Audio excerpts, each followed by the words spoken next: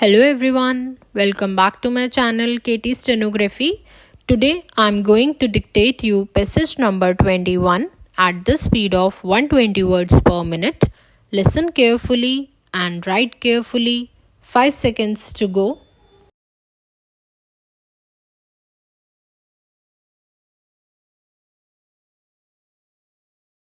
Now coming back to the question of minorities, you will please find why this particular resolution has been so widely put in that it might include a religious minority as well, a linguistic minority as well, or an economic minority, as some honorable members rightly pointed out. Now, sir, a question arises whether there ought to be any such protection in so far as a particular type of minority is concerned. I shall deal with the question of minorities at some length, but you will please find, sir, what the honorable mover wants is that there ought to be a permanent minorities commission. It ought to be endowed with statutory powers. Therefore, sir, an attempt is being made for the first time by my honorable friend for driving a wedge between a community and a community.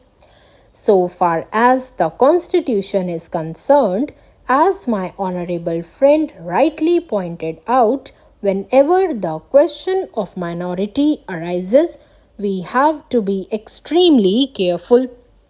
The Constitution is a very sacred document which has embodied all the different aspects of the common question of India's nationality. India is one in spite of different types of languages and religions. But in the midst of all these diversities, we have to develop a common nationality. Therefore, whenever we consider the question of the development of the nation and the interest of the nation, you cannot afford to think in terms either of religion or of language. It is true, sir, that there are different religions. It is also true that there are different languages. Therefore, a question arose and the framers of the Constitution had to devise a constitution in the midst of the unity of India with certain diversities here and there. For that purpose, what they did was they devised a common nationality for the whole of India, and insofar as religious minorities were concerned, they were given certain rights. I would not go into the details regarding the provisions of the fundamental rights regarding the practice of religion. Certain rights have been given to the religious minorities, and beyond that, it would not be proper to bring in the religious minorities for political rights. For that, we have to be extremely careful. I would also point out that while we have to develop a common nationality, the members of the Indian nation have to understand that we are one nation. Therefore, certain rights in respect of religious minorities were given. They were fundamental rights, and most of them are justiciable rights. Here, we stopped so far as the religious rights were concerned.